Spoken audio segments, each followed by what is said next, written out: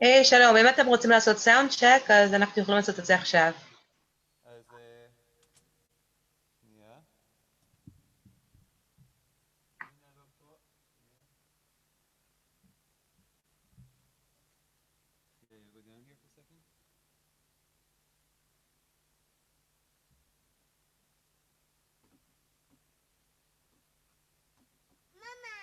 היי אחי, היי. Let's check for a second. שומעת? Yes. Yeah, you hear me? Mm-hmm. So I'm just doing a quick sound check for Nina. She's Perfect. coming soon. She's just... Yeah, no worries. We don't start for a long while still. She's good. Okay. Just tell me, can you tell me? You hear me good, right? You hear me Yeah. fine? Mm-hmm. And also now?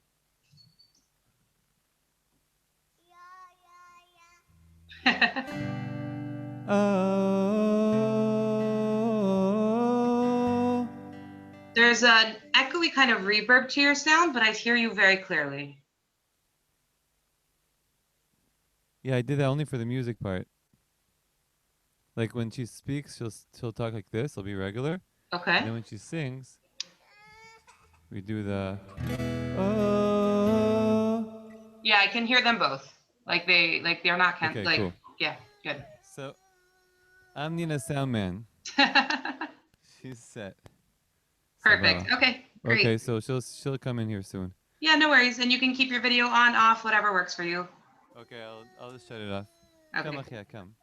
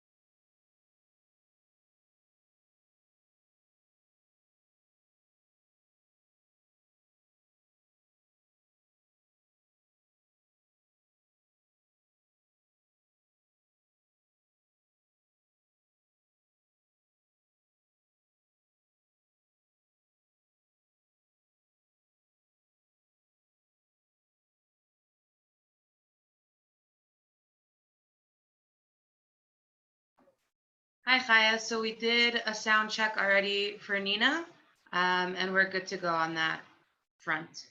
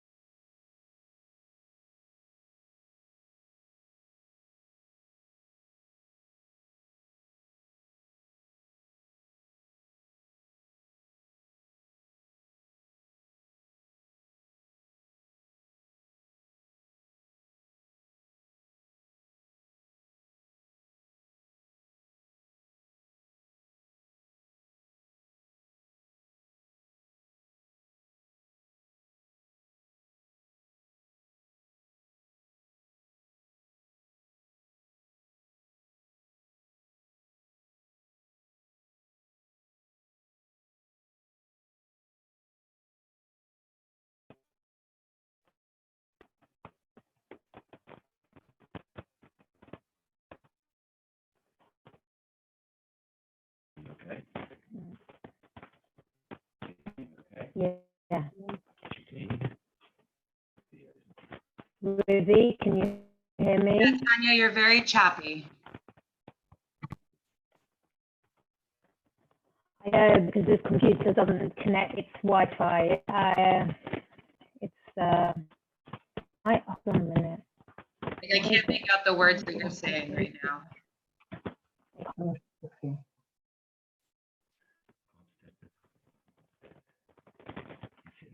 No, but can you not do the Wi-Fi? Okay, hold on, I'm trying to sort it out. I've had massive.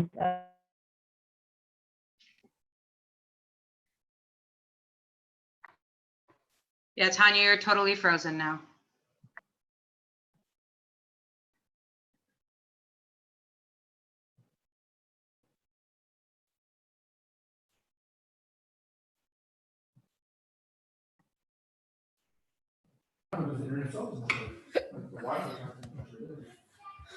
Beatie, I unmuted you. Can you just talk for a second so we can make sure we can hear you? Hi, can you hear me? Yeah, that's perfect. Okay, great. Your screen's off, but you can turn it on when you're ready. I'm ready. I'll turn it on. Okay, great. I'm making you a co-host so that you can turn them on and off as you need to. Okay.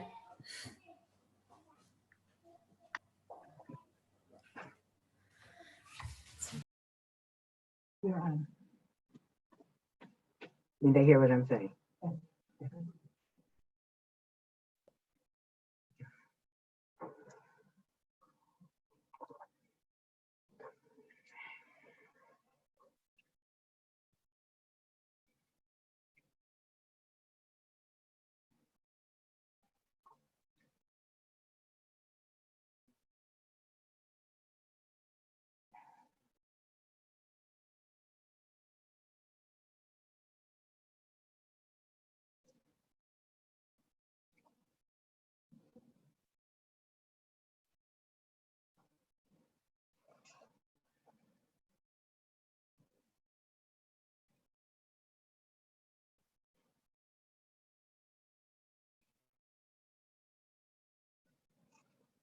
Yes, Beatie, Nina, okay, excellent.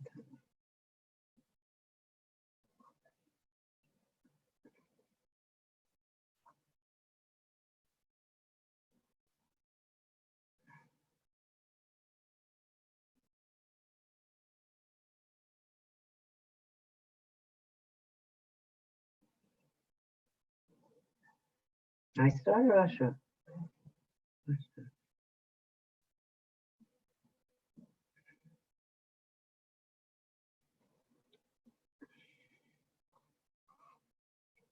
Rivi, I'm testing again. Can you hear me clearer? Yeah, it's much better. Okay, all right, great. It's still Fine, all right. crackly, but I can hear the words that you're saying. I'm really sorry. My computer packed up. I had to swap to Ian's, but I haven't got. It's not connected to the router. It's on Wi-Fi, so it's not going to be ideal, but it's the best I can do. Okay. One recommendation, just when you're not talking, mute yourself, because when there's any kind of sound coming out, it'll still be crackly for us, okay? Okay, no problem. Great. So we're ready to start when you guys are ready. Okay, Oshra, you ready? Oshra? Good evening. I'm here. Tanya? Okay. Tanya? Sorry, Nina. Yeah. Hi. When you have specific questions to one of us, will you tell us to who it's geared or? Cool. Yeah, yeah. Okay. 100%. I'll tell you. Yeah, yeah. Not good at all. Okay. Really, we're starting with me, not with Oshra. I'm introducing Oshra. Okay. So, should I begin? Okay. Welcome, everyone. We're very, very excited to have so many people join us on this very special evening. I'm going to begin the evening by handing over to Oshra Koren, Rabbanit Oshra Koren, the director of Matan HaSharon, who's going to introduce the evening, followed by Rabbanit Malka, and then they will hand back to me and we will begin the evening from there. Thank you, Oshra. Good evening, everyone. I want to thank all of you for joining tonight. And I want to thank Tanya White, our amazing Tanya White, for initiating the evening and organizing the evening. As you all know, we planned on doing the evening here in the Beit Midrash. I think it was in March we were going to do it. And as you all know, because of the Corona, we weren't able to. But we decided we're not giving up. And I really want to thank Beatie Deutsch, and I want to thank Nina Tokayer and Tanya for not giving up. And we decided if you can't come to the Beit Midrash, we will bring matan to you. You know, it says in Mishlei and Proverbs, "Chochmot nashim banta beita," the wisdom of women build their home. And I was thinking it's true all the time, but especially now in the time of Corona, the time of Zoom, you're actually bringing the Torah to your home and building the Torah in your home. I mean, I'm sure that all the time, all the Torah that you learn in Matan, you share and you bring to your home. But now it's mamash. Actually, we're bringing the Zoom, we're bringing the classes into your living room, into your study. And we even see many times the men peeking in and they're invited into our shiurim. So really, I think all of this really inspires the home. And it says in Eshet Chayil, also in Mishlei, Pia patcha b'chukma v'torat chesed al leshona. It says about the Eshet Chayil, she opens her mouth with wisdom, and the Torah of chesed, of kindness, comes from her mouth. The rabbis say, Chazal say in the Gemara, they give two commentaries to what does it mean, Torah shel chesed, Torah of kindness.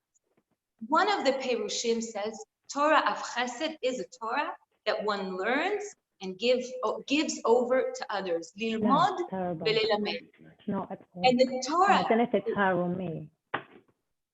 the Torah that one gives over to others, Torah of chesed, by all of you taking the Torah that you learn, sharing with your friends and your spouses and your children, grandchildren, great-grandchildren, you are performing that act of Torah shel chesed. But the Gemara tells us another commentary. What is Torah shel chesed? Torah lishma. What does it mean, Torah lishma? Torah for the sake of the Torah. What does it mean, Torah for the sake of the Torah? So Rav Kook explains what is Torah lishma. He says it is God's will that the Torah doesn't stay in the books, that the Torah yotzeh ma'koach lapol, that the Torah is actualized in the reality. How does the Torah come to be actualized? By our learning. And Rav Kook says by the fact that every person learns Torah and connects to the Torah, a new light is enhanced in the world. A new light is born in the world. And each and every one has that special light. He says, "Eno domer ha'or shemitchadesh michibur shel neshama zo laTorah la'or shemitchadesh michibur shel neshama acheret." It is not the same, the Torah that is born from one person learning and connecting to the Torah to the other person who's learning and connecting to the Torah. And therefore, says Rav Kook, Torah lishma, by our learning, we enhance the Torah in the world. And without the Torah, one individual, the Torah itself is lacking. For generations and generations, the Torah of women were lacking in the world. And Baruch Hashem, we have this chut and the merit that we live in a generation where Torah is the Torah of women, the voice of women in Torah is in the world, and therefore the Torah's light is enhanced and reborn in the world. 35 years ago, I wished to learn Torah. I was after Shivut Leumi, I was 20 years old, and I wanted to learn Torah in a yeshiva, Torah lishma, Torah in a Beit Midrash. And I looked, and can you believe it? There wasn't even one Beit Midrash that I could learn Torah in. And then I went to the university, and while I was finishing my degree in Hebrew U, I heard from one of the Rabbaniyot in Shalavim, she said to me, "Did you hear? A Rabbanit, Malki Bina, is opening a base medrash for women, and she's looking for scholars, young women, for her scholars leadership program." And I went to the interview. I think I was one of the first scholars that Malka interviewed 30-something years ago. And the truth is, the rest is history. I stayed with Matan since then, Baruch Hashem. And I want to say in the merit of this great woman, Rabbanit Malka Bina, we owe our evening tonight, every day in our Beit Midrash of Matan, in the whole of Israel and worldwide, to Malka Bina, who is one of the trailblazers of women's learning Torah in our generation. Malka Bina, who stepped out of line, and Tanya, I promised Tanya that I will tell the story, which is the inspiration of the title of this evening. I don't know if you heard about Alex Borstein, who is an actress, a supporting actress in The Amazing Mrs. Maisel, and she won the Emmy Award for her supporting role as an actress. And in her acceptance speech, she tells the story about her grandmother, who was a survivor in the Holocaust. And she was standing on line, about to be shot into a pit. And she says to the Nazi guard, "What will happen if I step out of line?" And he said, "I don't have the heart to shoot you, but somebody else will." And my grandmother, Alex Borstein says, she stepped out of line. And because my grandmother stepped out of line, my mother, my children are here today. I am here today because my grandmother stepped out of line. And Alex Borstein takes the trophy and she says, "Step out of line, ladies, step out of line." And Baruch Hashem, because of the women, because of Rabbanit Malka Bina, who stepped out of line and was the trailblazer of women's learning, founder of Matan national-wide, because of her merit, we are here today learning, benefiting our family, benefiting the world with Limud Torah. And I would like to introduce to you Rabbanit Malka Bina, the chancellor and founder of Matan Worldwide. And I would like to ask all of you in your home to rise from the chair in the honor of Malka, in the honor of learning Torah, women's learning Torah of our generation. Rabbanit Malka Bina. Good evening. It's not my funeral yet, Oshra. Wait, I have a different. No, I wanted to learn. It had nothing to do with trailblazing or stepping out of line. I wanted to learn Torah. I didn't want to learn Torah myself. I also wanted to learn Gemara. I wanted to learn in a Beit Midrash. I was a very selfish person. And I just felt it was coming to all women, not only to me, but we should all learn, and there was no reason not to. And I just went ahead. I think I like that Nike. Just do it. Just do it. Step out of line and do what your heart tells you. Do it. What's the right thing for you? Do. And for me, Torah was so important and so vital, and I wanted to go deeper and bring it to so many women. And Baruch Hashem, I mean, the Torah trailblazers, Oshra, such as Rabbanit Oshra Koren, Tanya White, soon to be doctor, finishing her doctoral studies in Bar Ilan, in philosophy, Jewish philosophy, and giving such wonderful shiurim in Tanakh, graduate of the Ranana, the Sharon Scholars Program. I mean, these are the women, they'll speak for themselves. You see, I don't have to say anything. You see what these Torah trailblazers are accomplishing.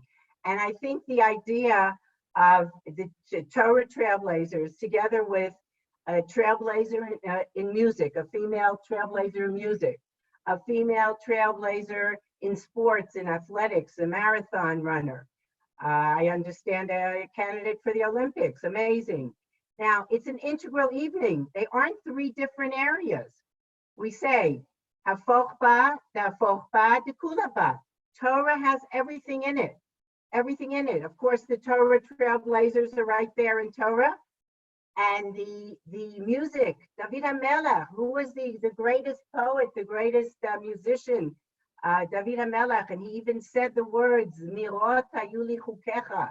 Your words of Torah, your laws were like song, right? Song is an integral part of Torah and Tefillah. So Nina, wonderful that you're here with us, and we laud your accomplishments in music.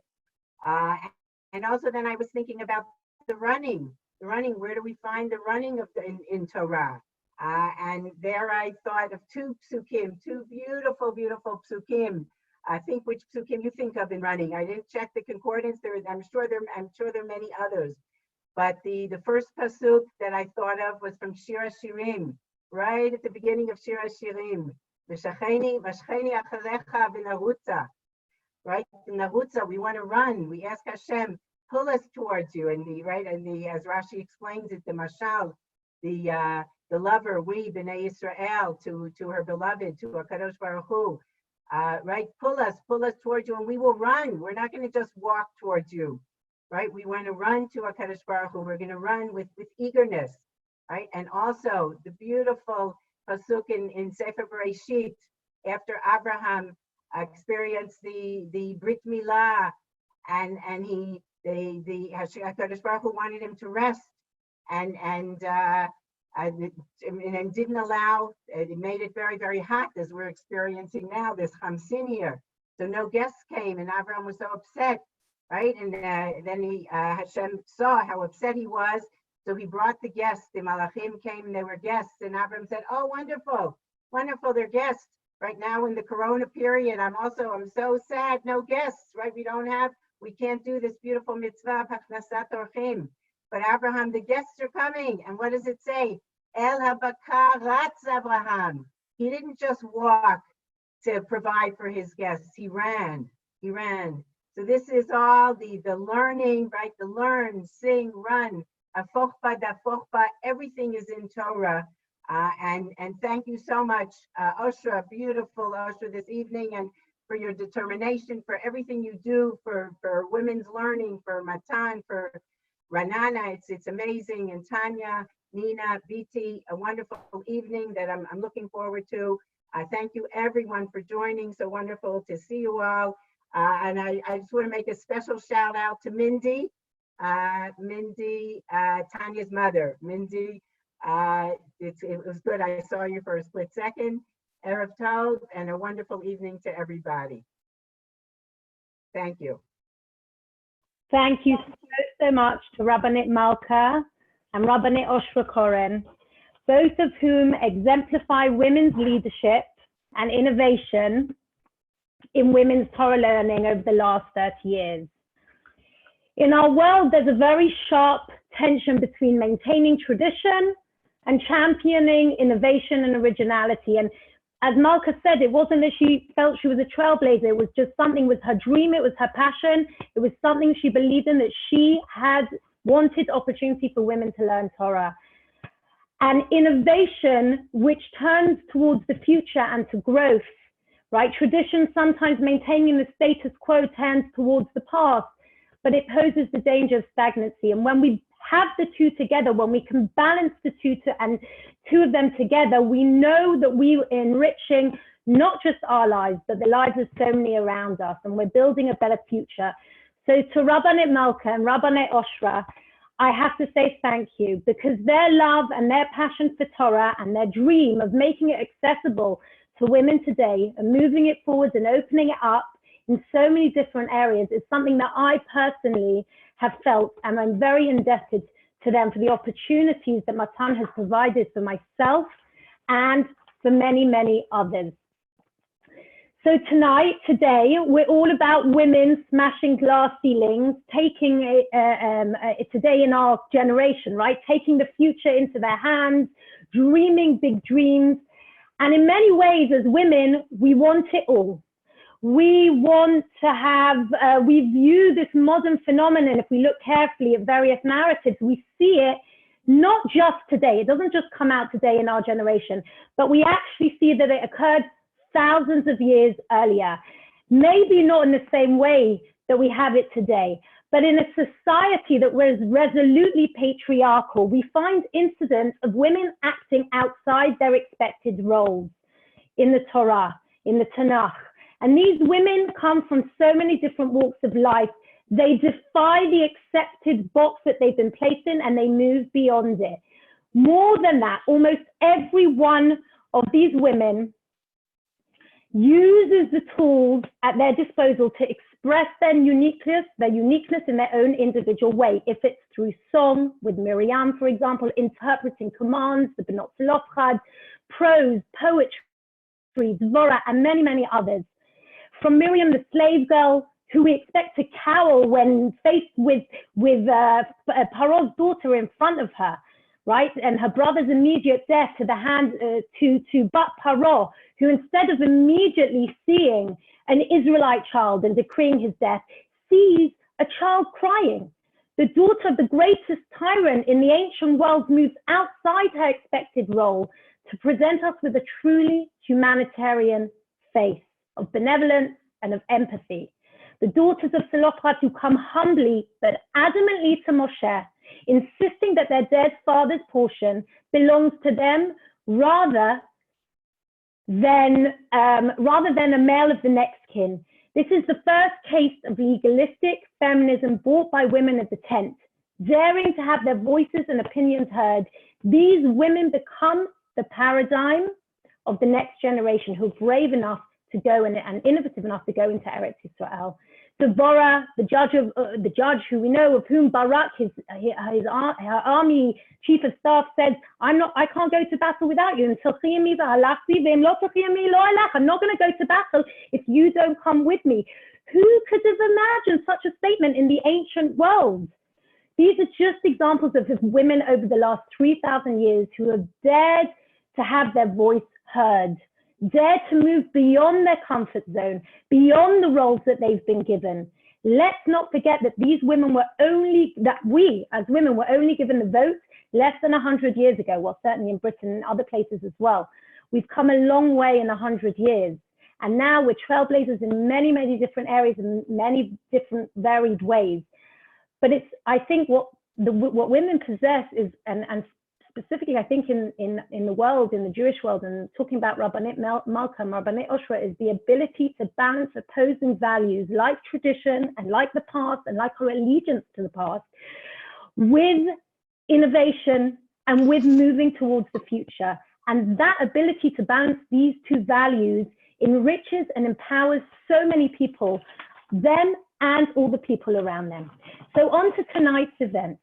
So Tanya, yes. Tanya, before we continue, I would like to announce that the evening is Leilui Neshama Bat Sheva Ruth Bat Shlomo and Fega, the late mother of Elisa Bernstein. So I'd like to announce that. Okay, Elisa Hartstein, sorry, in memory of the mother of Elisa Hartstein, Bat Sheva Ruth Bat Shlomo and Fega. May the evening tonight be in Leilui Nishmata. Thank you. Amen. Amen. So 2 years ago, in preparation for my daughter Noah's bat mitzvah, we chose to do a very unique project where she chose to interview various Israeli trailblazers at the time, from Sivan Rav Meir to Marco Petrovsky, Tanya Shaked. It was an amazing experience, a truly inspiring experience. But one of the women that Noah chose to interview at the time was Nina, no other than Nina Tokayer, a singer in the couple duo You and Nina, as you all know. At the time, Noah was searching for a young, hip, contemporary, but religious singer who sang to a mixed audience. And since she loved Yonina's songs, Nina was the obvious option. The interview was enlightening both for me and for Noah, my Noah, because Yonina really let us in to the struggles that she had been through on her own journey, and the struggles that she had made on her journey, and how she became comfortable with where she was. At the time, and I met Beatie about a year after Noah, or maybe even less, Noah had done her project. We met her, she was with me, Noah. And we said to Beatie at the time that we did that about 2 years ago now. And Beatie was perhaps maybe a little bit well known, but certainly not very well known, that we would have thought to interview her. And in 2 years, how incredible that she has become an icon in the religious world and worldwide, really. For running in her skirt and her covered hair, and winning international marathons worldwide, and now having unbelievably, beyond all expectations, I mean, it's just phenomenal, qualified for the Olympics. She's a phenomenon unto herself. But she also presents us with a dichotomous image. Described as an ultra-orthodox marathon runner, she's defied the classic frameworks that have taken us with, and in a sense, she's taken us with us on her journey. We're cheering her on as she wins race after race, and in so many ways, she carries with us. She carries with us all her, or in so many ways, she carries with her many of our own inspirations, our own aspirations and hopes. And when I conceived of this evening, I knew both these women had a story to tell, a personal narrative of defying archetypes and pursuing their dreams, of resilience and hope And ultimately, like those ancient women on whose shoulders we all stand, something to teach us and our daughters and our granddaughters about the ability to hold on to tradition and to move forward with innovation. And it didn't and couldn't have imagined when we put this event out those many months ago, I couldn't have imagined that this would be the format in which the event would take place. COVID-19 has also challenged us. But it's exactly what we're doing tonight, is facing this adversity, facing it head on and reframing reality, a new reality where everything has to be done now over Zoom. So join me in tonight. We're going to learn, we're going to be discussing, and as much as Zoom will allow for a conversation to happen, a question and answer response with these two very inspiring women. And I hope you and your daughters and your granddaughters will all gain inspiration from this evening. So I want to just make one point before we begin, and that is we will be taking questions from the audience. We're going to be limited in the amount of questions we're going to be able to answer.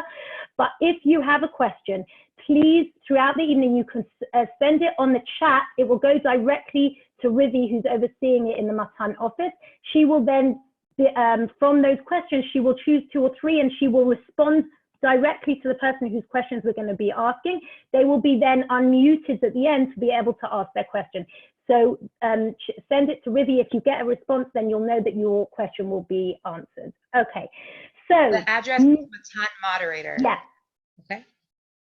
It's 1 minute. Matan Moderator. It's not my name, Okay. it says the moderator one. Matan Moderator on the chat screen, right? Yes. On the chat screen. Okay, great. Thanks, Rivi. Okay, so Nina and Beatie, thank you so much. And I know it's been a long journey to get to this evening. We've had many emails and many conversations, and then canceling and rescheduling, and then canceling again and rescheduling. And I really want to thank you both very much for being part of this evening. We're very excited about it. And we're going to begin, we're going to jump straight in. I divided the evening into 2 parts. The first part is going to be dealing with the question of what inspires you. And the second part of the evening is what or how can you inspire? How do you inspire others? So we're going to begin with the first question. The first question is back to basics, right? Each of you, we know, excel in your own different areas. And I want each of you to tell us a little bit, very few minutes, because we're going to develop the ideas as we go in the evening, but a very brief introduction to the journey to your passion. How did you discover what you love and what you excel in? So we're going to begin with Nina, and then we'll move on to Beatie. Nina. Okay. Wow. So first of all, thank you for this evening and for having me here. I think I've been singing basically my entire life. That's what I hear from my mom. And I think pretty early on in elementary school, I also started writing songs. I realized that writing songs was kind of like a self-therapy for myself. It was my best way of dealing with my emotions. I would tell myself the words that I felt that I needed to hear. And, you know, in 5th grade, it started with writing songs. If my brother was mean to me or if a friend betrayed me, I would write them a song about it. And then that kind of went with me as I grew older. Then I started playing guitar, and my guitar teacher had a recording studio, and he offered that I record some of my songs there. And it kind of developed from there. And I basically searched for any possible way to explore my music, find whatever stage I could perform on within the context of performing only for women. So I went to all these open mic nights and started a band in my high school, and really anything I could think of.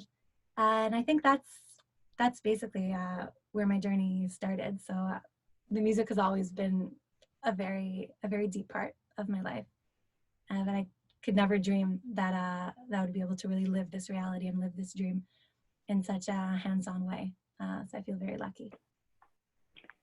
Thank you, Nina. Beatie, I move over to you. So it's really funny because I never in a million years would have predicted my life would take this path, and I never envisioned or dreamed or thought I was going to become a professional athlete. I will say that growing up, I loved sports. I was super active. I was always like, had tons of energy. I was good at sports. You know, I did have a nickname, Speedy Beatie, but that was just because like when we played Machanayim or other ball games, I'd run really fast after the ball. But it was like nowhere on my mind that I was gonna try and become a professional runner. Like it just didn't exist. And it's only been 4.5 years that I'm running at all, really.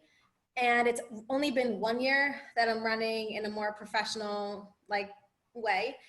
And pretty much I only like opened myself up to the possibility of becoming a professional marathon runner like, you know, a 1.5 years ago. It wasn't something I ever really expected. But I will say that I was always really passionate about making a difference for the Jewish people and sharing, like I was passionate about Judaism, and that was something I knew I wanted to do from a really early age. Like even when I was in elementary school, I loved, you know, reaching out to less affiliated Jews. And like when I was in high school in 9th grade, I rollerbladed around Central Park and gave out Rosh Hashanah cards to any Jew I could find in New York City.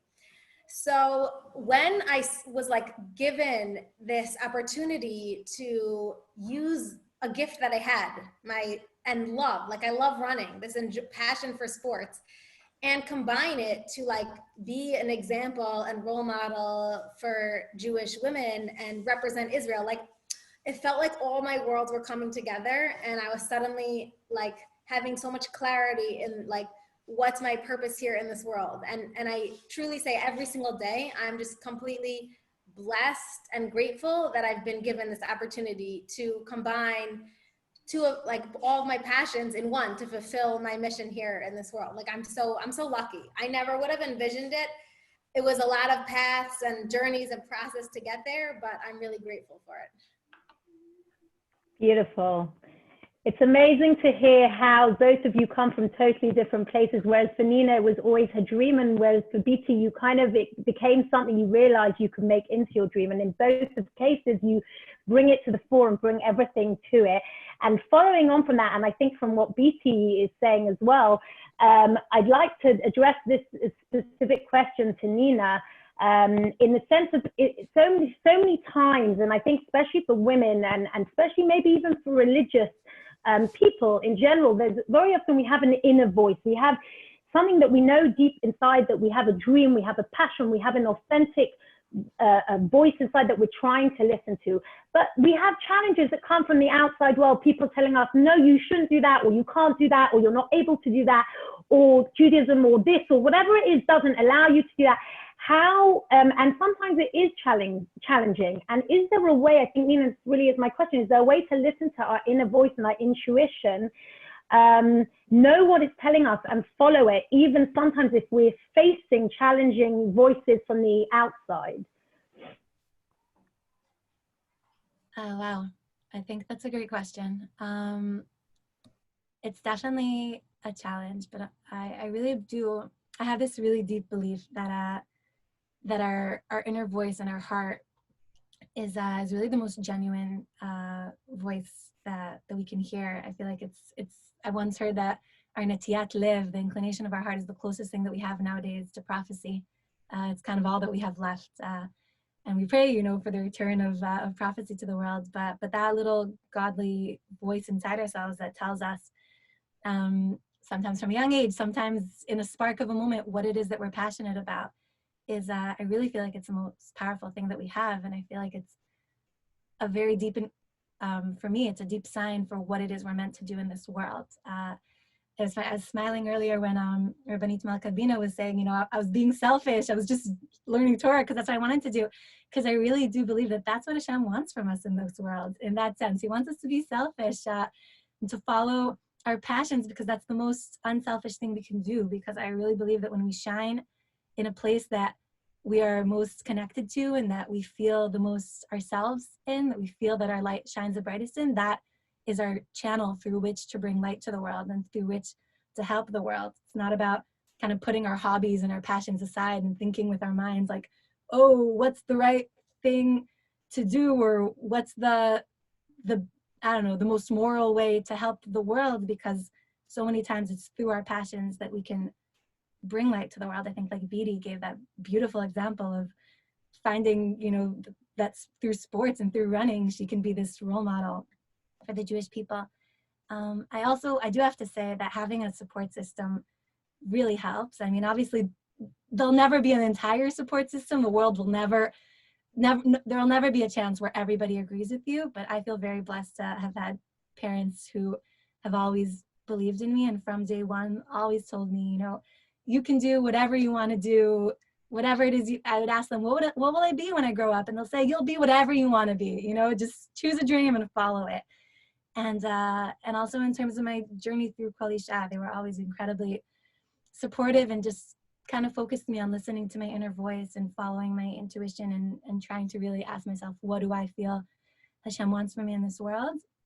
And having that, or finding those people, whether it's your spouse or your parents or your friends who believe in you and who will support you, really helps to tune out those external voices, because the external voices will always be there. But all you need is a few people who really believe in you and are there with you, and push you to follow your dreams, and it means the world. Thank you so much, Nina. It reminds me of that saying that all a child needs is for one person to believe in them. And I think that's very beautiful, and really a tribute to all of those that have supported you through your journey. Taking that in mind in terms of thinking about this topic that we're looking at, what inspires you, I'd like to ask Beatie to give us an example of one inspirational role model from the past, that inspired her or that she seeks to emulate in some way. I had a long time to think about this question because you gave it to me, but like the first person that came to mind when I read the question was Miriam Hanavia. And like afterwards I kept thinking about it, and today when I was running I was like, is that who I want? And like maybe Nina's gonna say it because she sings, and like I don't think too. But the reason, like for me, what stands out, a huge part of my journey has been about Emunah, and I still feel like we all are on a journey of Emunah, of like our faith and relationship with Hashem. And like, it's something I work on every single day. And and to me, Miriam embodies Emunah. And I love, like, I learned, my Rebbitzin in Beitar, when I lived in Beitar, she used to share that, she said, you know, we always talk about like b'zchut nashim tzidkaniyot negalu avoteinu miMitzrayim, and the merit of righteous women. You know, our ancestors were redeemed from Egypt. And what was the merit of the righteous women? Like, even when things were completely dark and bleak and everyone was suffering and you didn't see the light at the end of the tunnel, they had no idea. They had complete faith in God that he was going to do a miracle for them. And we know that because like Miriam came out of Egypt with musical instruments, so that when there was a miracle, she'd be ready to say thank you to Hashem. And like, she used to talk about how I don't remember who it was, that she had a tambourine hanging in her kitchen, you know, because she wanted to be ready. When Mashiach comes, she is going to be playing her tambourine to say thank you. And like, she's prepared for any minute, and she has complete faith and knows it's going to happen. And like, I always said, I'm going to have my tambourine in my kitchen. I don't have a tambourine, but I do have a sign in my kitchen that says, B'zchut nashim tzidkaniyot negalu avoteinu miMitzrayim. And ubizchutan, and in our merit, through our emunah, through our faith, and through our constant belief and knowledge that God is going to take us out of this. Like, he's going to get us through this, and Mashiach is coming. I'm ready every single day for it. Like, that's what I want to live with. Like, that's who I want to be, you know? I want to be a person of faith. And my running, like, I see so much of a connection between running and Emunah, and like every race has like revealed new lessons for me in my own faith and helped me work on that in many ways. Also things in my own personal life, but I strive and am so inspired by Miriam and what she stood for, and the fact that I feel like she was a role model for her generation. And with that, you know, at such a young age, she stood up for something that she believed was the right thing when she confronted her father and said, why are you only, you know, Paro is only killing the boys and you're killing the boys and the girls. Like, she wasn't afraid to do what she knew was right. And that's so powerful. Like, I've always lived with the knowledge, like, if you know what you're doing is the right thing, do it. Like, don't think about what other people are telling you or what society says is right or this. Like, you have to be able to stand up for what you believe is truth, you know? So Miriam, on many levels, I really connect to her. And my daughter's actually named Leah Miriam. And I want to just continue to hold on to that faith that she gave us as women. I think we as women have the special tool of faith. I think it's so beautiful what you're saying, Beatie, and it really links in so many ways to what Nina was saying before in terms of the inner voice, because these women who, funny enough, when I was thinking about how I was going to introduce it, one of the thoughts that came to mind was exactly to speak about the women in Sefer Shemot. In the end, I chose to combine a few others, but what defined them was not just their belief that there was going to be a miracle, but also the belief in themselves, that their ability to do. And if we look at both the text itself, right, the pshat of the text and all the midrashim, these women acted upon their belief. They didn't just think, oh, we're going to wait for, for the miracle to happen. They went and they actively did something with the belief that they had inside. They took their belief, their intuition, and they acted upon it. And in so many ways, what beautifully Nina said about Nevuah being today, perhaps that inner voice, that intuition that we all hold, that's exactly why Miriam was a prophet, but she was a prophet also because she listened to that inner voice within. And I think it's beautiful how it all ties in together. And I think it's very inspirational to hear that. And I love that idea of having that off in your kitchen. Excellent. And this leads us to the second part, and the tambourine, there you go. To the question, which I think moves us to how you inspire. And this is a difficult question. This question is a question that I think, to me, is the main central part of the evening, which is really about both of your journeys that you went on. Many people who excel in their fields, they come up against various challenges. Okay, they can be either internal challenges from oneself. I don't feel I can do this. I can't achieve this. I'm not worthy of being in this position, right? We sometimes call it imposter syndrome. And at other times, the challenge can be external. Other people telling you you're not good enough, you shouldn't be doing this. What are you doing? It's not for a religious girl. How can you ever? And this kind of real tension that we have, these external and internal voices that are coming and keep telling us, no, we can't. How do we overcome them? And I want to begin by approaching this question. We're going to start with Beatie and then we'll move to Nina. I know that you've had an internal struggle in a very literal way during your running, right? Am I going to be able to get to the end of the race? I mean, I just about run 5 kilometers and by the end I'm huffing and puffing thinking, how can Beatie run a marathon in that time? It's not normal. And I know, so from that very physical struggle, which you often talk about, is actually really a mental struggle, how you get to the end of a race. But I also think in terms of being an orthodox professional runner, where I'm sure you've had plenty of people say you could cut a few seconds off your time if you were not running in a hat and long sleeves and long skirts, and the halakhic challenges that come with that, including in that dedicating one's life to perhaps, and again here I'm posing this as a challenge, to tabut haguf, right? Some people argue the culture of the physical body, which, in the Greek world was very prevalent. Some people would say, surely what you're doing is tabut haguf and not tabut haruach, which is what Judaism is all about. So I think there's both elements here, and I'd love you to discuss that with us, how you come up both in the internal struggles of the actual physical running and how you use your mind to get over that, but also the more spiritual halakhic implications of what it means to be an Orthodox marathon runner.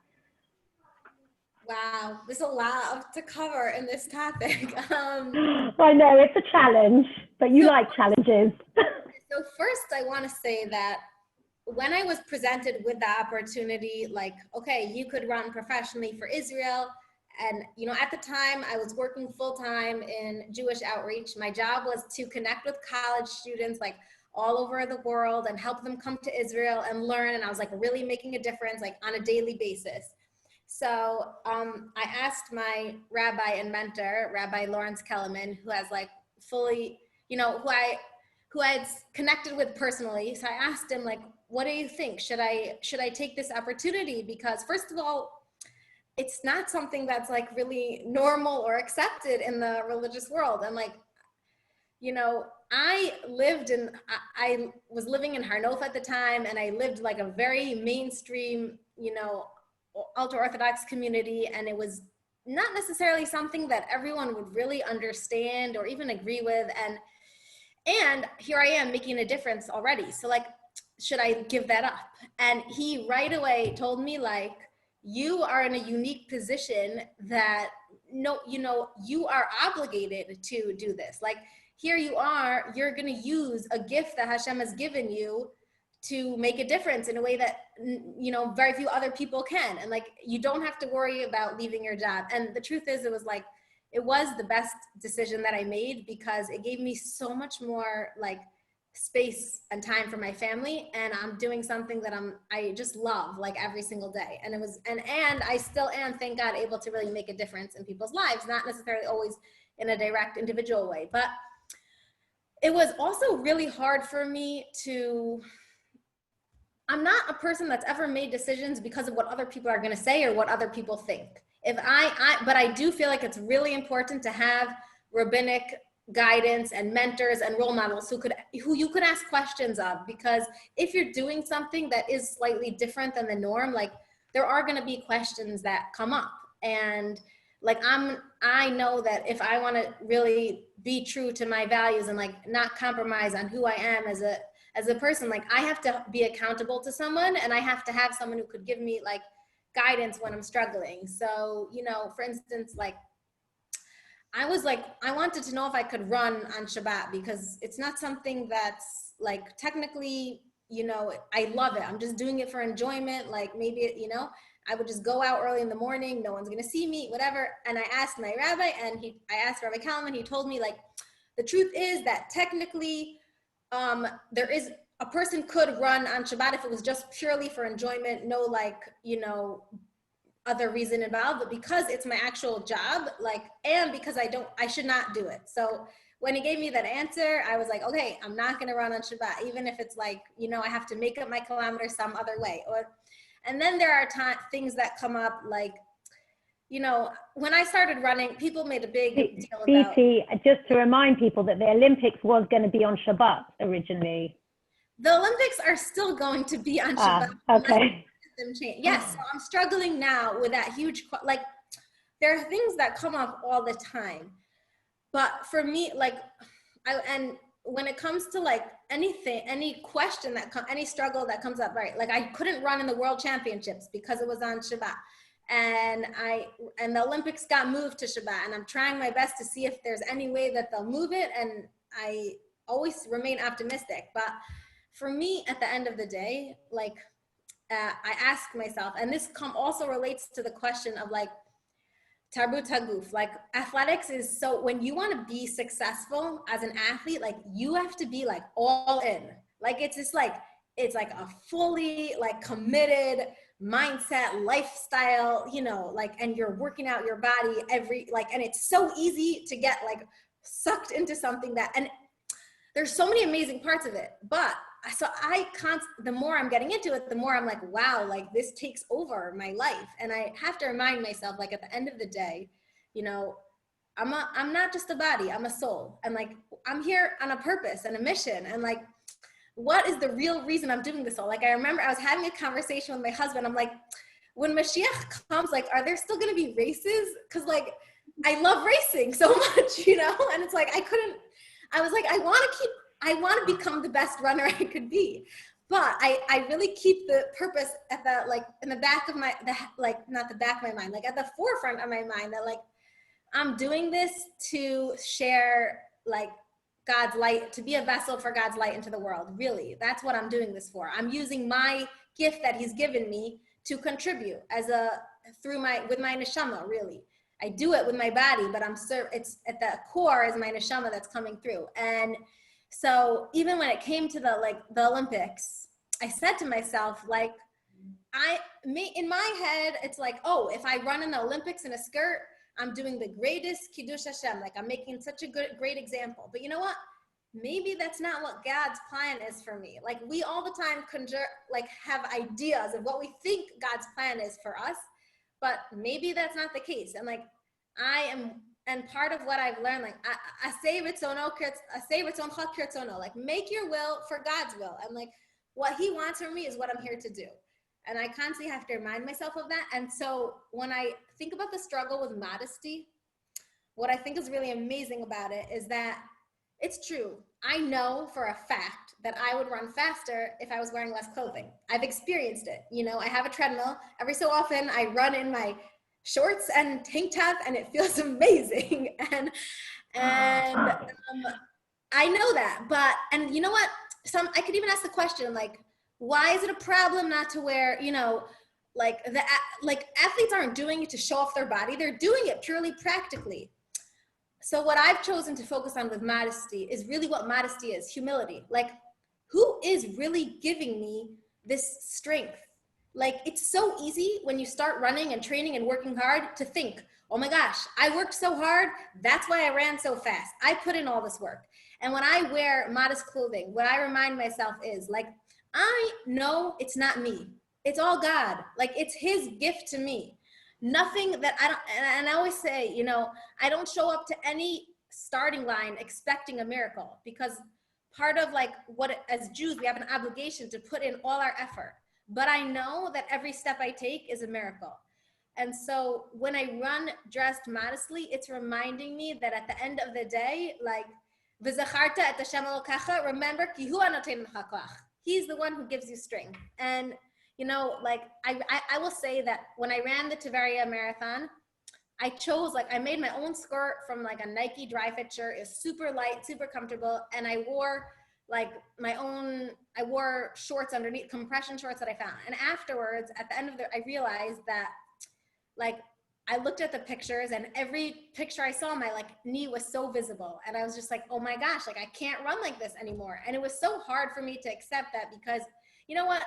People probably didn't see me in the race, and like, I was running so fast, and like, I kept like making all these excuses for myself. And then I said, like, what? And I know, because it feels a little bit uncomfortable to wear leggings that are a little bit longer that cover me better. But I said, like, if I'm so committed to this, like, if at the end of the day, even if like, here I am getting caught up, like, my efforts are what makes the difference. No, it's not what makes the difference. Like, if God wants me to run that fast, I'm pretty sure he'll help me do it, even if I'm wearing leggings that are a little bit longer. And so I made a pact to myself, and I'm saying it like here out loud to keep me accountable. Like, next race, I am wearing the longer leggings to make sure that I am fully covered no matter what like position I'm in. And my goal is to actually hit the standard of 2:29:30. I previously ran a 2:32 marathon, and you know, God willing, Bezrat Hashem, I will make it. So I hope that gave some insight into some of the challenges. And you know, I can elaborate on anything, but we could also let Nina like share. Okay, so firstly, you're amazing. It's just so fun to listen to your video. It's inspiring. It's really inspiring. It really made me think when I thought about the question of Tabut Haguf and Tabut Hanefesh. Well, actually, Oshra was the one that actually addressed that question originally when we were discussing the event. And it really made me think about the Greek culture, which was Tabut Haguf. And the whole of the Greek culture, I mean, I'm coming obviously from my philosophical point of view, was that they moved the world from a theocentric world, which was all based on the gods, right? I'm talking about not the Greek mythology, I'm talking about the Greek philosophers, and they moved it to an anthropocentric world, which is all about man. And in so many ways, what Judaism is exactly the balance between the two. It's both the anthropocentric and the theocentric. It's saying, you know, it's a covenant, it's Brit, it's a covenantal relationship where we make the effort, exactly what we were talking about before, that we are the ones that have to make the effort.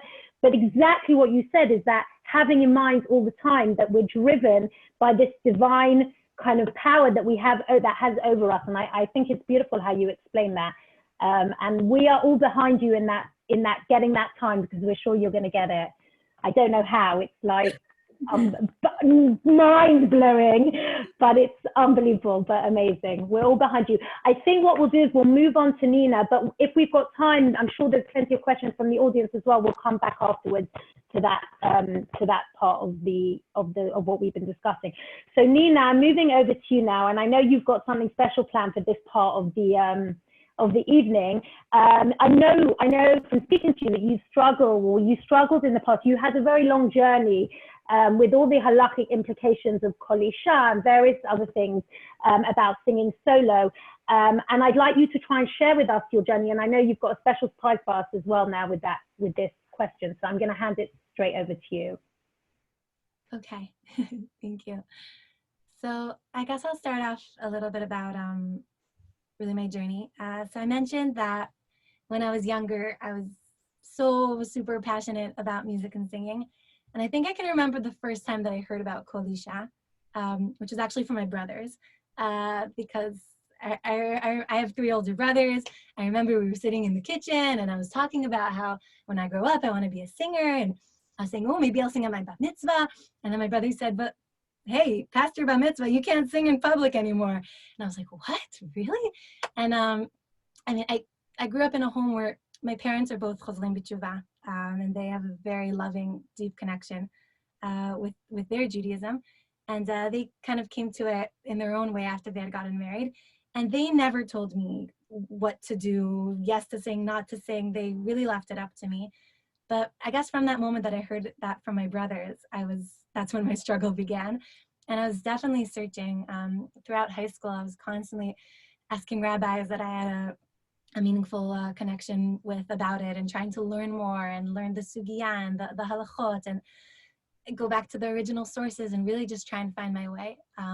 Officially, I didn't perform in front of mixed audiences. I found every only women opportunity I could, every open mic night, every stage only for women.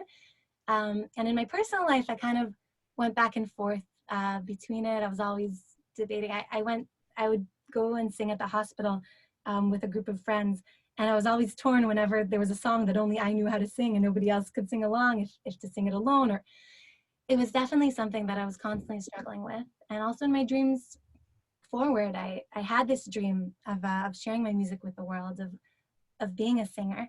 But I also had this voice in my mind telling me, first of all, that's not a real profession. That's like a dream that little girls have, but people don't actually go ahead to become singers. And second of all, how would I do that within the framework of halacha? I felt like the music that I was writing was definitely very much connected to the Torah and to Judaism. I really wanted to share it with the widest audience I could, and not just within the religious community or even the Jewish community, but I really just wanted to share it with anybody who could connect to it. And I didn't really know what would be with that. So I kind of tried to put music aside just as a hobby, and it kept kind of pushing its way back into my life. And it was only actually when I met Yoni that everything kind of started to align. I saw him kind of pursuing his music and doing these kind of intimate concerts and recording his solo album. And he kept saying, but Nina, what about your music? What are you going to do with your music? And when are we going to share your music with the world? And as we were kind of discussing this together and toying with the thought of making music together, a rabbi that we were very much very close with and in touch with at the time came out with a psak, a kind of revolutionary psak about Kol Isha, saying how if it's done in the right context and in a modest context, it can be permitted. And after we heard that, we started hearing of other rabbis who came out with similar psaks, and one thing led to another, and it just felt like the right place, the right time, the right context as a couple, as a married couple. And with that, we kind of took that leap of faith. That's not to say that those internal dilemmas ended, or the external dilemmas, because after we started posting our songs on YouTube, and definitely after some of our music went viral and we started doing concerts, there were, some nasty comments or even just genuine questions that, constantly made me doubt myself and ask myself, am I on the right path? And should I really be doing this? And a few months into us performing, I was kind of going through this deep struggle of, should we stop? Should we only do, what should we do with this gift that Hashem has given us? Because it really felt like God had just taken these seeds that we planted, these videos that we posted to the web, and taken us on this roller coaster. And at the time, I spoke to my mother. I had a very meaningful conversation with her, and she kind of sent me back inwards to ask myself, how do I feel when I'm on stage? Does it feel right? Does it feel exposed? Does it feel like I'm in the right place and doing what I believe Hashem wants me to do in the world? And the answer was very clear, and it was yes. And ever since, it's kind of quieted at least the internal struggles. And the more we continue down this path, the more I just feel this very deep intuition that I believe, I hope that I'm doing what I'm meant to be doing. But I want to share with you a song that I wrote. I'm just gonna plug in here. And it's a song that I wrote in a time in my life where I wasn't singing. I was in Shirt Lomi. Can you hear me? Can you hear me through this microphone also? Yeah, it's not so clear, but it's fine. This is the first time you're singing this publicly, right, Nina? Yeah, so this is a song, I mentioned earlier that a lot of my songs are a form of self-therapy. So this is a song that I wrote to myself while I was in Shirt Lomi, before I had met Yoni, before I had known that my life would take this spin, in a time where I was very much struggling with my voice and my question of what am I supposed to do with this thing? I feels like I've been giving something that I'm very passionate about that speaks to other people when I would share it with other people. And I had this deep question of, what am I meant to do with this, Hashem? And should I keep it to myself or should I pursue it? So it's a song that I haven't released yet, but I feel very, very deeply connected to, because it really is a form of self-therapy for myself, and I'm going to share it with you. So I'm just going to plug in the guitar 1 second. We're looking forward.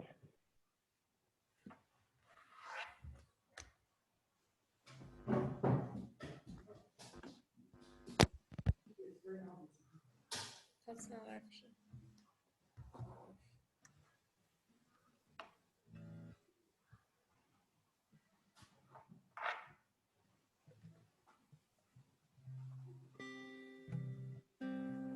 So the song's called Hashmi Ani.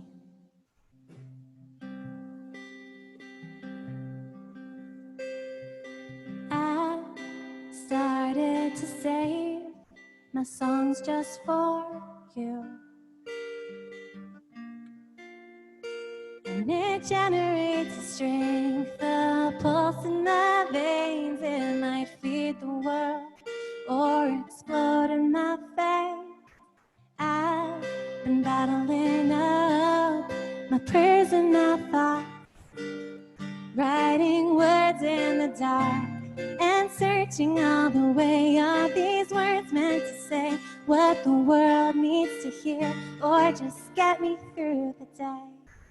Hashmi Ani, there's a musical note that's stuck in my throat.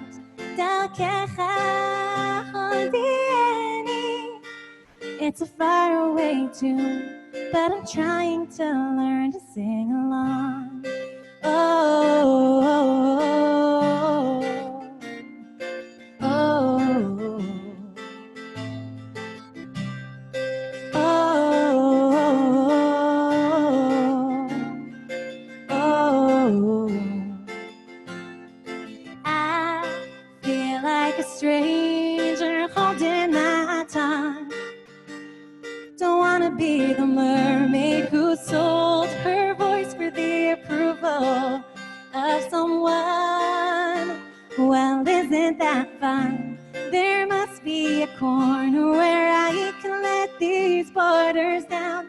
These walls I've heard are a crown, and only the wind pitches into my cries. Send me a sign or just open my eyes.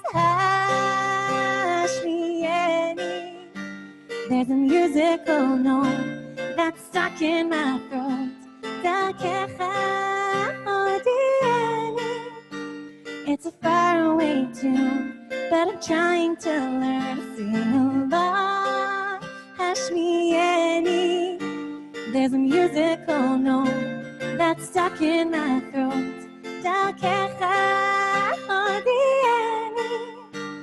It's a faraway tune, but I'm trying to learn to sing along. Oh, oh, oh, oh,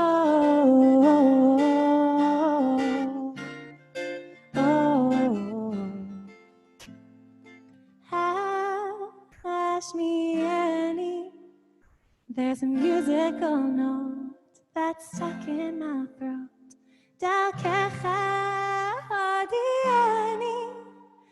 It's a faraway tune, but I'm trying to learn to sing along. Oh, oh, oh, oh, oh.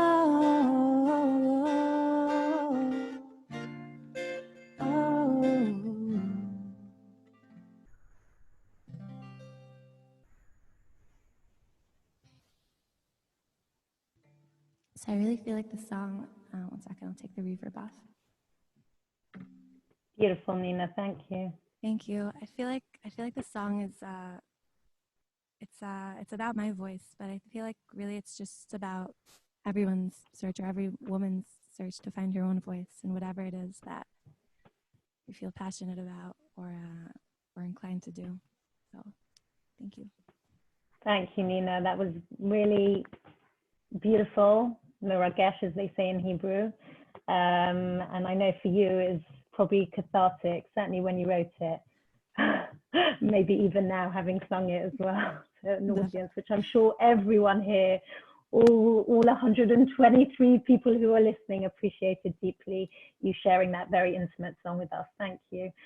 I'm going to move, it's very difficult after that to move on to the next question, but I'm going to move on to the next question, which is also still about what inspires us. How we inspire others. And I know both Beatie and Nina were a little bit, when I posed this question to them, both of them were a little bit reluctant to want to address it, maybe because you'll see in a minute that they don't see themselves that way. But I think it's important for us to think about this question. And so the first part of the question is, we titled the evening Stepping Out of Line. And I wanted them to try and answer the question of where they feel that they've broken or shifted consciousness or perceptions in certain ways. And the second part of the question was, what do you think you're going to be remembered for? What would you like to be remembered for?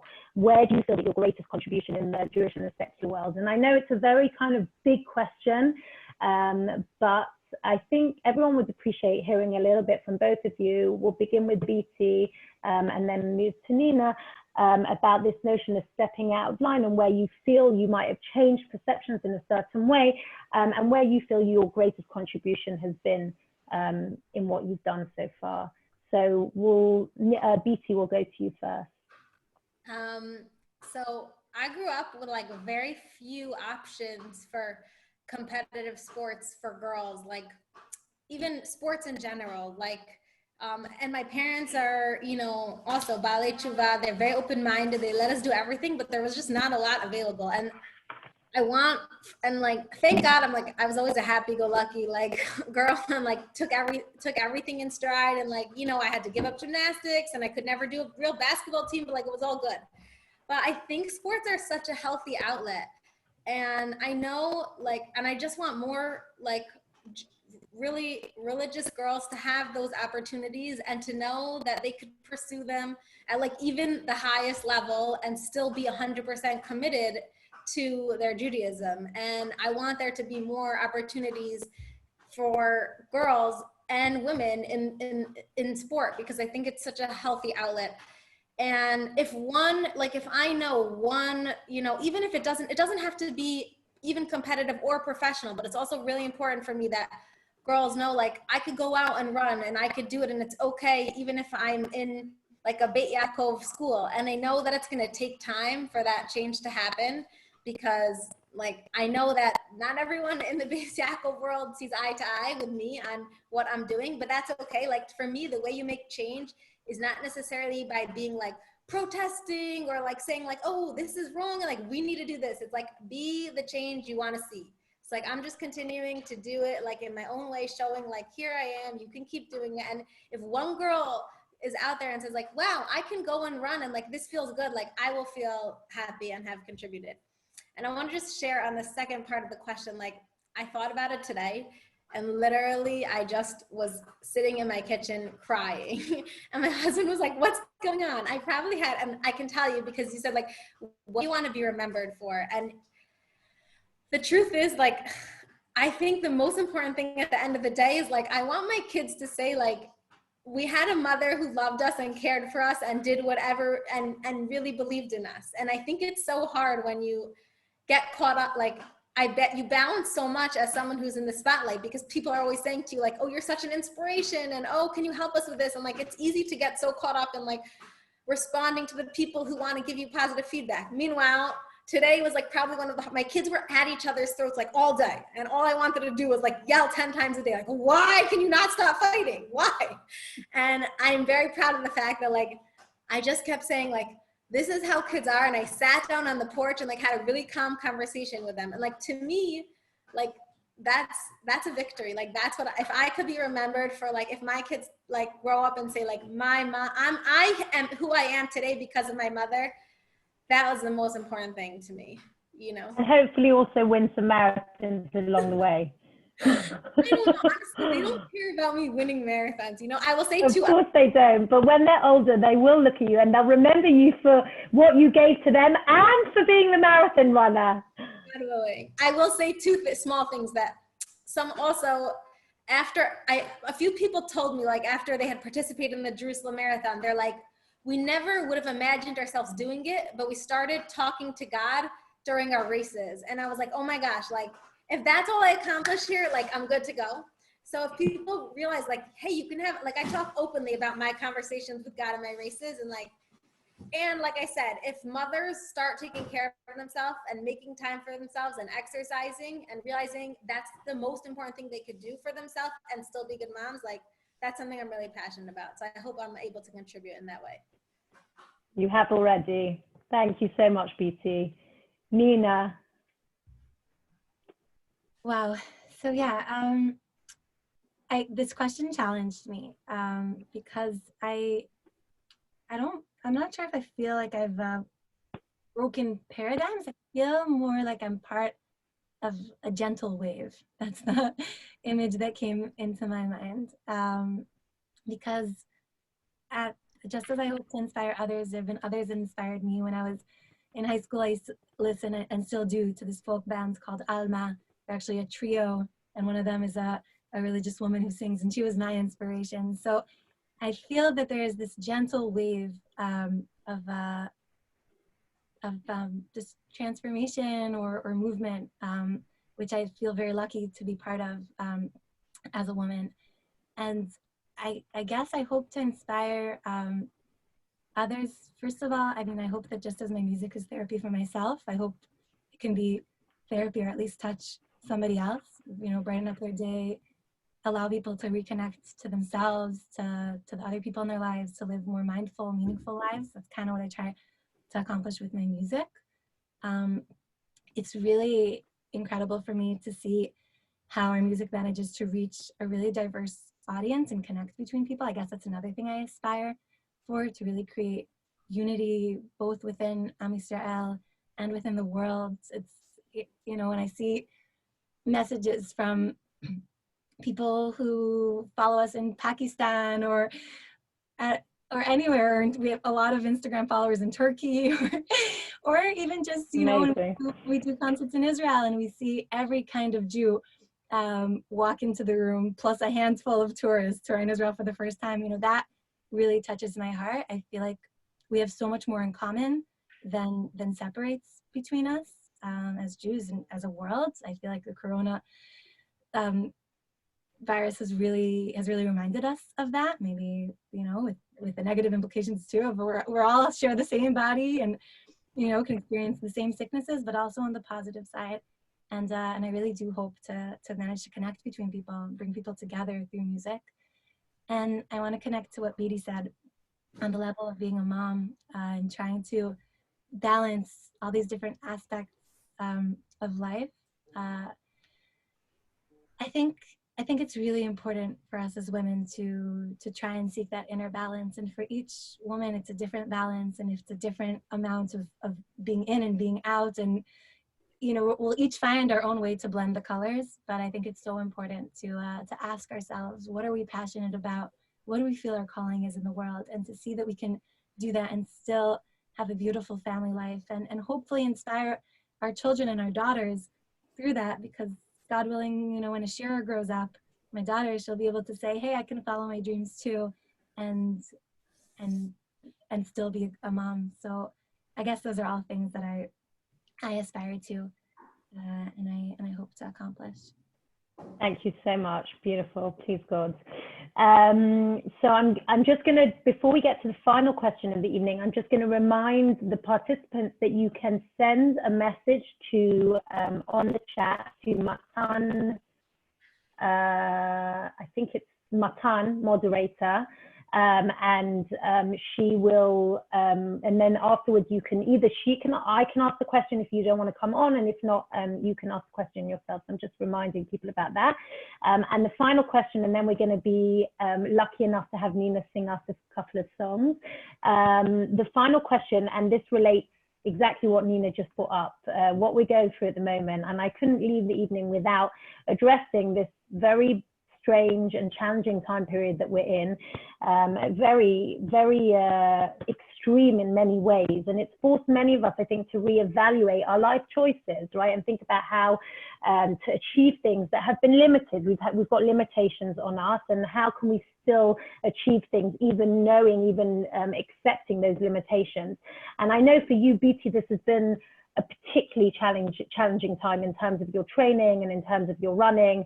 And I wanted to ask you, Beatie, in particular, what challenges you've come up, and how, in some ways, what do you think the challenges are, and how we can face this adversity that we're up against at the moment, specifically with Corona, but also generally facing adversity. And I know you speak a lot about when you're during your running, and it's your mind that gets you through that pain and through the race at the end. Perhaps even today, during what we're going through, you can share some of those experiences with us and how we can address adversity. It's fun. Yeah, when I saw that question, I actually thought, like, I don't necessarily feel like this has been more challenging for me than others. I have felt so grateful throughout this. And maybe that kind of is my secret for handling challenges, which is something running has taught me from the beginning, that is, I call it growth mindset. Whatever challenge you're facing, look at it as an opportunity for growth, and ask yourself, how am I going to come out stronger from this? What is this teaching me about myself that I didn't know before? What layer of myself is this uncovering for me? Because every challenge that we go through is literally, it's here for a reason. It's the thing we need in our life at this moment to help us become the person we're meant to be. And I know for myself, like, I remember when they announced that, like, schools were closing for kids, I was like, that is, like, impossible, like, no way, I was like flipping out. And at this point, it's like the normal, like, of course your kids are home all day, like, why not? And I had to make a mindset shift and say, you know what, like, I need my kids home right now. This is good for me. It's going to be good for all of us. I'm going to grow as a parent, and this is what God wants from me right now.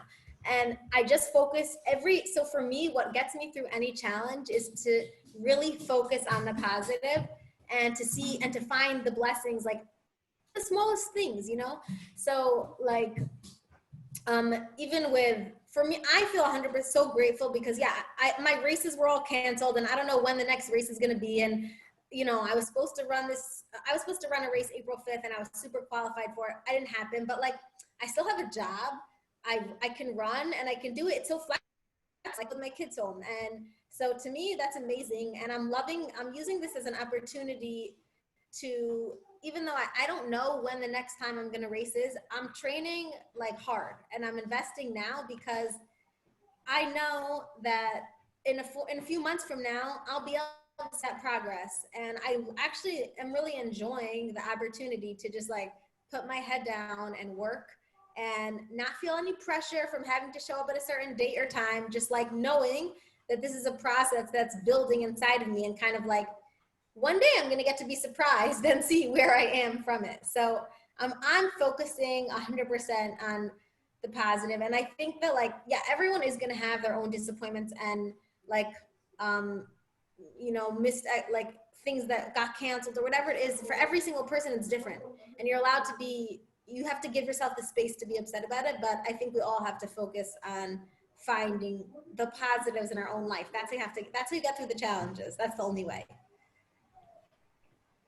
Yeah, I totally hear that. And I mean, I know for you also not being able to run outside was a particular challenge, but again, as you said, you tried to see the positive and do what you could do within the limitations. So thank you, Beatie.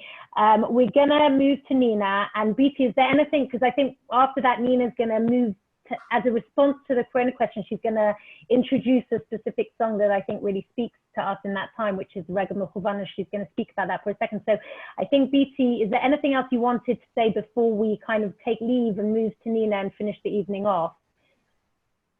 I'm really just like, it's funny, I get asked to speak at, you know, events, but like this was the, and this was the one that I was like looking forward to the most, because you ask such great questions, and like in some ways it's so sometimes like uncomfortable to be in this position, because I never expected myself to like step out of line publicly, you know.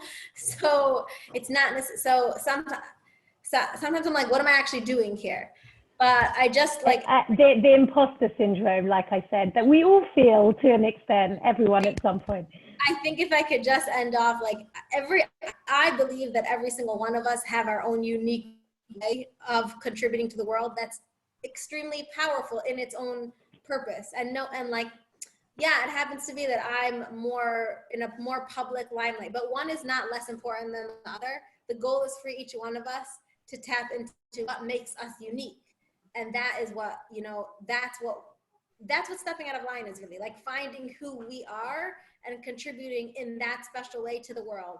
And that's my blessing for everyone, to be able to do that here tonight. Thank you so much, Beatie. Thank you. Nina, I'm handing over to you for a final word on the question about the challenge of Corona, and two songs that are very applicable to the evening tonight. One applicable to the period we're in, and one applicable to what the evening's been about. So I'll hand over to you to introduce them. Okay. So I definitely can connect to everything that Beatie said about just really like trying to find the ways that we've grown in this time. I know that for me, I spoke earlier about like kind of being like this juggling mom, and kind of enjoying that juggle of work and being with the family, and I was doing a master's and therapy and all sorts of things. But I really feel like this time has kind of made us slow down and just focus inwards and remember what's the most important, which is this core unit of a family that we're creating in the world.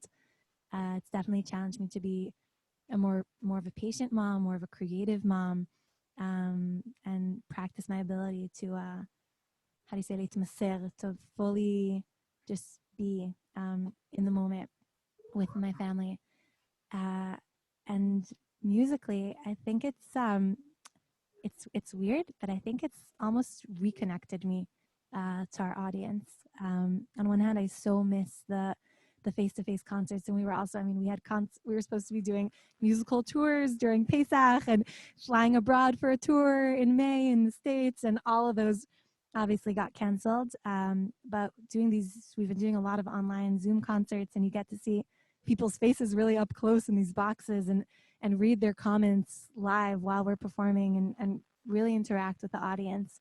And also social media. I mean, I think before the coronavirus started, I was in a place where I was a little bit tired from engaging in social media, and suddenly social media is our way to connect with the world, and it's kind of reignited my spark of just being so passionate and trying to connect with everyone in a really honest and genuine way. So I guess those are the blessings that I've found in this time. And I want to sing a song that we wrote together. Actually, one of the first songs that we wrote together, Yoni and I.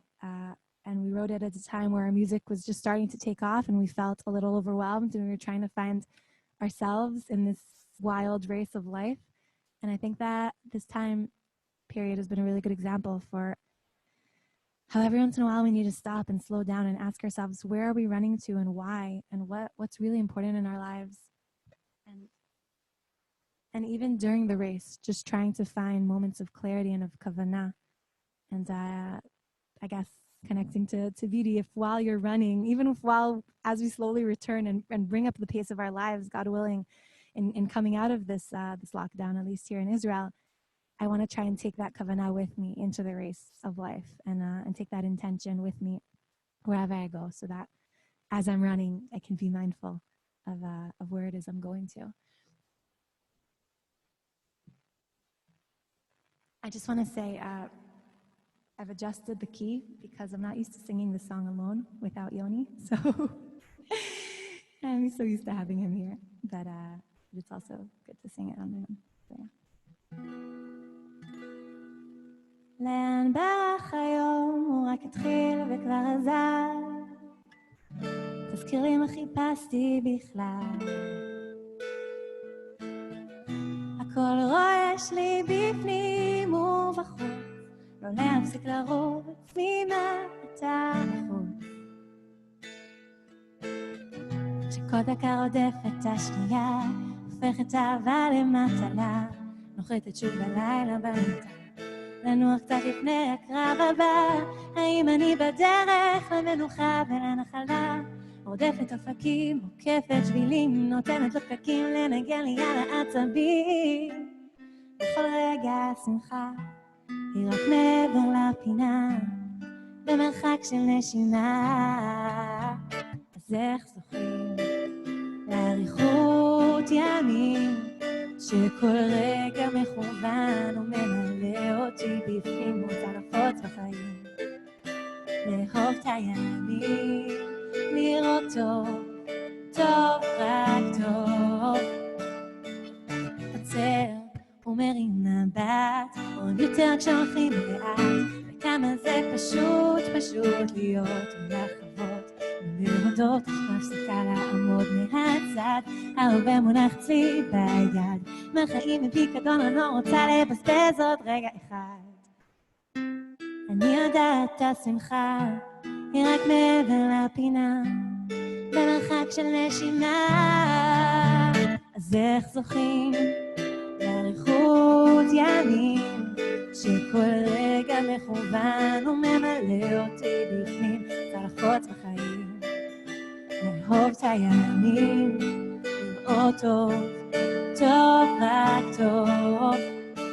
אז איך זוכים לאריכות ימים, שכל רגע מכוון וממלא אותי בפנים, רוצה לחוץ בחיים, לאהוב את הימים, לראות טוב, טוב רק טוב, טוב רק טוב. נה נה נה נה נה, טוב רק טוב.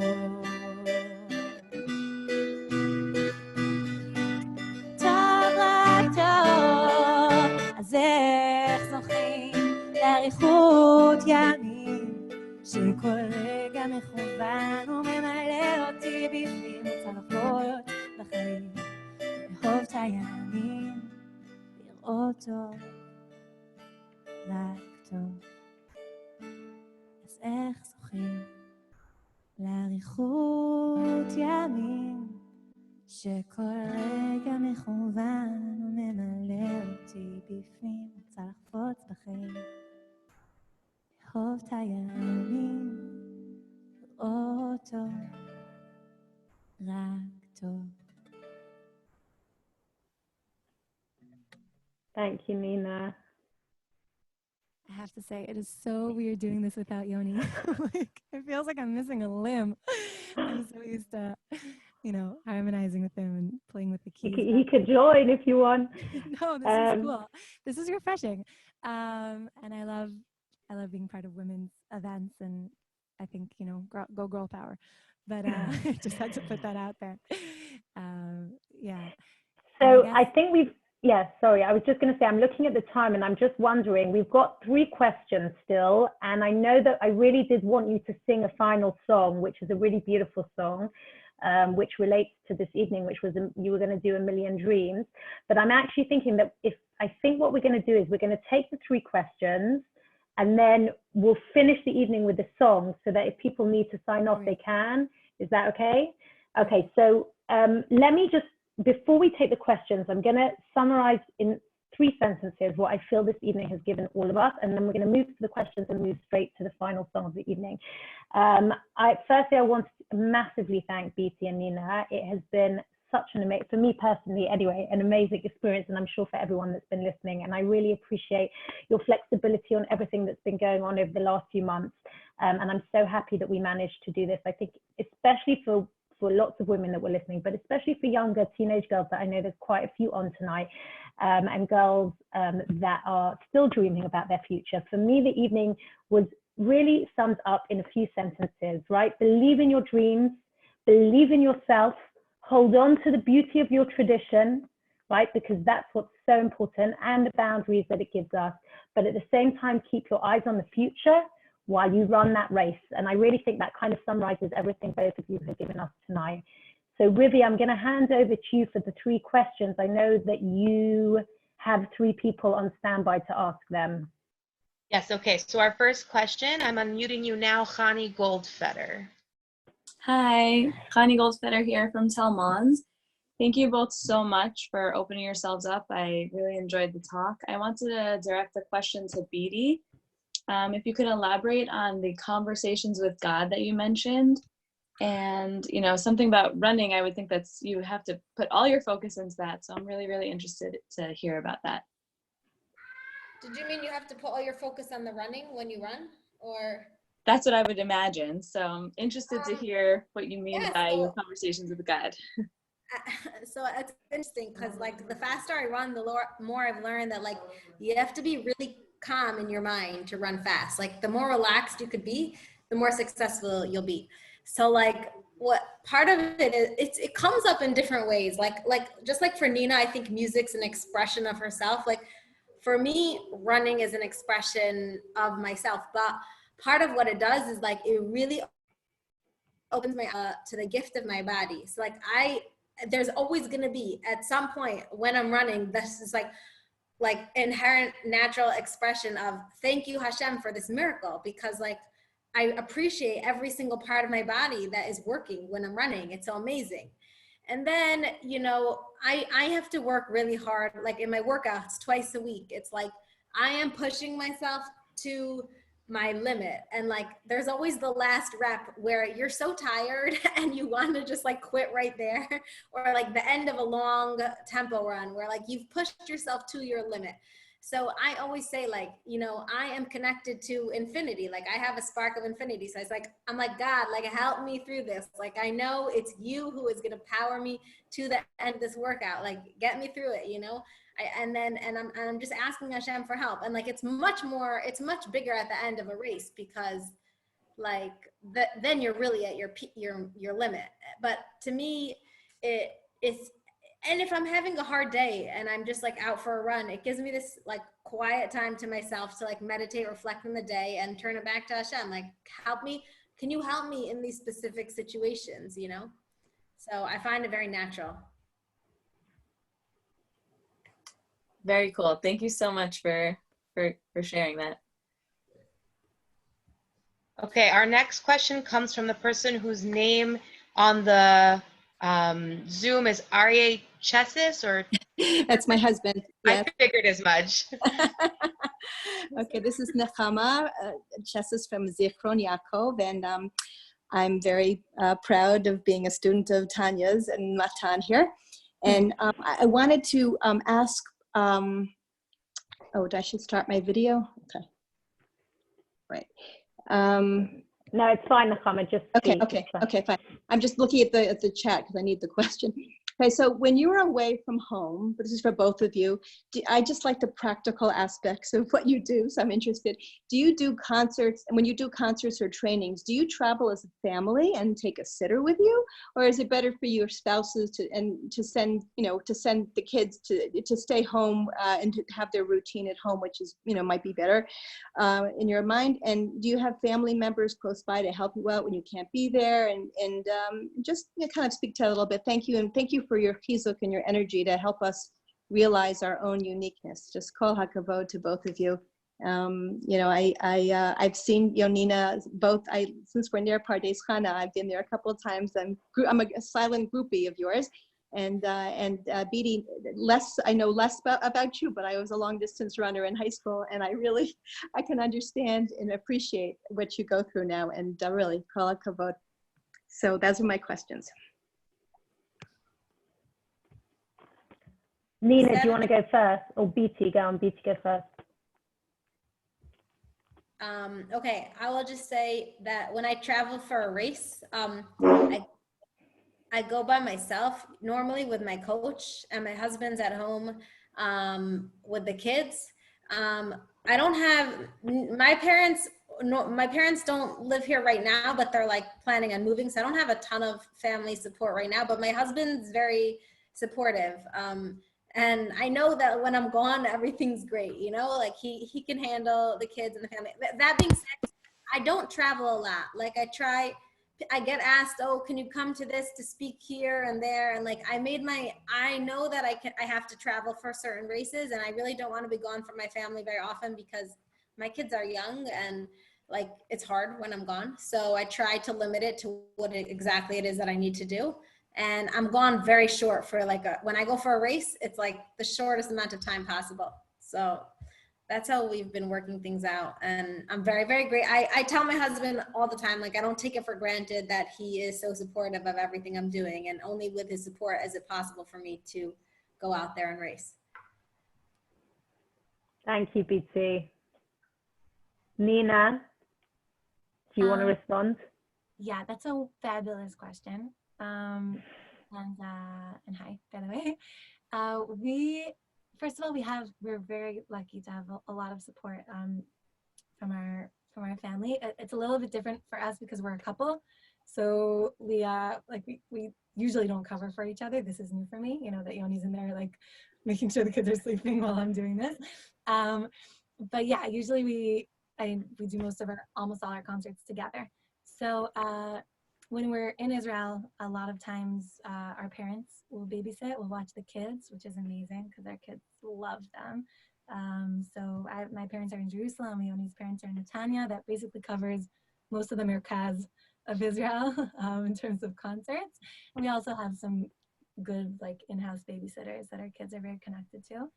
But yeah, we get a lot of help from, very grateful to have supportive parents / grandparents for our kids. And abroad, it's crazy. I'll be honest. It depends what the trip is like. If it's a long trip, we'll take the kids with us. Sometimes with a babysitter, or sometimes if we're going to be staying in the same area. Like our past tour, we had 3 different concerts in the Boston area.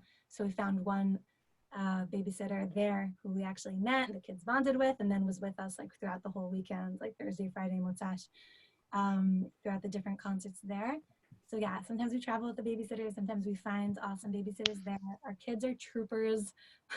We'll drop them off at someone's house and be like, hey, this is Sarah, she's super nice, play with her. And after 5 minutes, they'll be rolling. I guess we kind of brought them up that way because we started doing concerts when Ashira was 3 months old. So this is their reality, and thank God they're troopers. Traveling with them is hard for us. And for them, I guess. I mean, it's just we'll get up at 3 a.m. because they're jet lagged. We'll be up all day with them, taking them to kids museums and, trying to make them have the best time. And then when they go to sleep, we go out and do concerts. We come back, we sleep for a few hours, and they wake up. So it's crazy, but it's also really meaningful and a lot of fun. So we do it about 4 times a year. We also try and limit the amount that we travel abroad. Maximum of 4 times a year. And sometimes we go to Europe, but it's closer, and we can leave the kids with my in-laws or my parents and fly out and come back the next day. So I guess concerts in Europe, we'll usually leave the kids. Concerts abroad, we usually take them, and I call it like parent boot camp, kind of like the Corona for us. But they're good sports, and in the end, all they remember is that they saw snow and they stayed in a house with a cute dog. So I guess they're not too scarred. And every so often we'll fly to the States and leave them, and then kind of like what Beatie said, it'll be like we'll land in America on Friday, do a concert, do a Shabbaton, do a Motzi Shabbat concert, and fly out back to Israel on Sunday. So they're super short, kind of crazy packed weekends, but it's a juggle. Yeah. Thank you, Nina. Vivi? Okay, our last question comes from Hannah K. Hannah, you are now unmuted. Hi, my question is to Beatie about food. Due to your running, you mentioned that you have to be all in at all times. When it comes to Shabbat and Chagim, how do you deal with that? Or maybe you're just not a foodie and therefore. I'm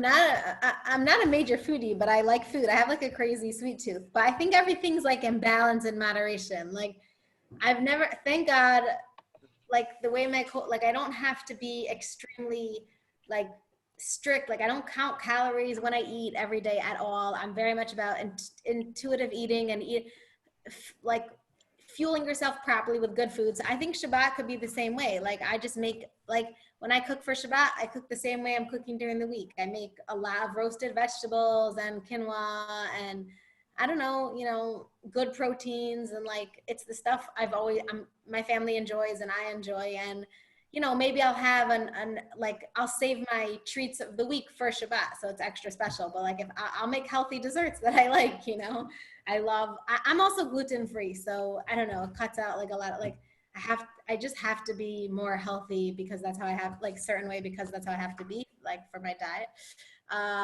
But it hasn't really, thank God I haven't found that to be a struggle really. Awesome. Cool. Thank you. Okay. I think that's it, Rivi, yeah? Yeah, we can move on. Okay, Rivi, thanks.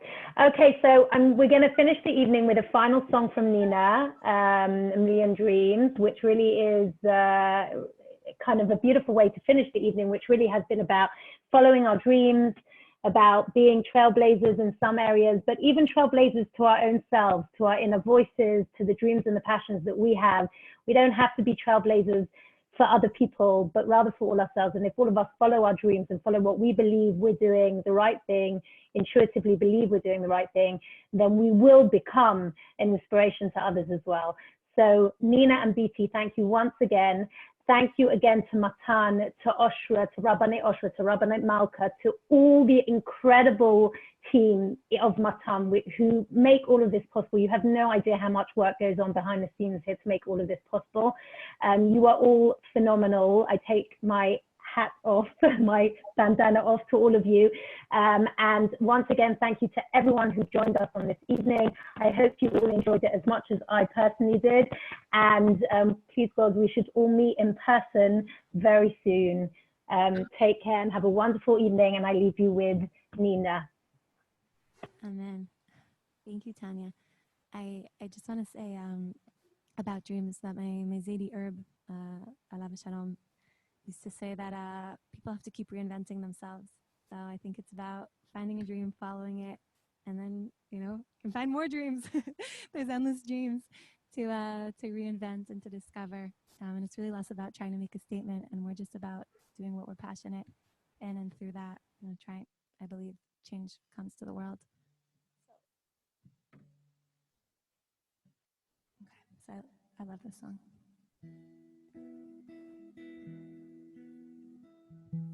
I close my eyes and I can see a world that's waiting up for me, that I call my own.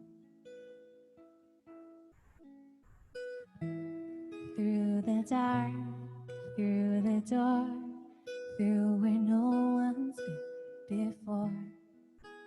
but it feels like home. They can say it all sounds crazy. They can say I've lost my mind. I don't care what they say, so call me crazy. Run away to a world that we decide.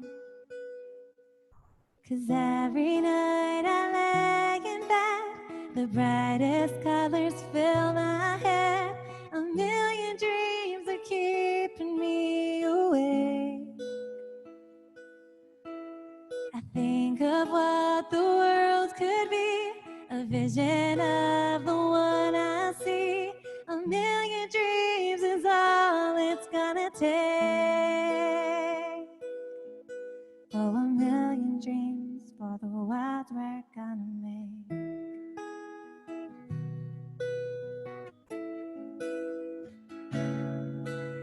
'Cause every night I lay in bed, the brightest colors fill my head. A million dreams are keeping me awake. I think of what the world could be, a vision of the one I see. A million dreams is all it's gonna take. Oh, a million dreams for the world we're gonna make.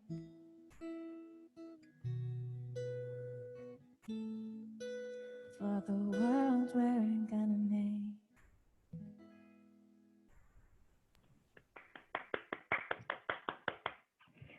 Thank you, everyone.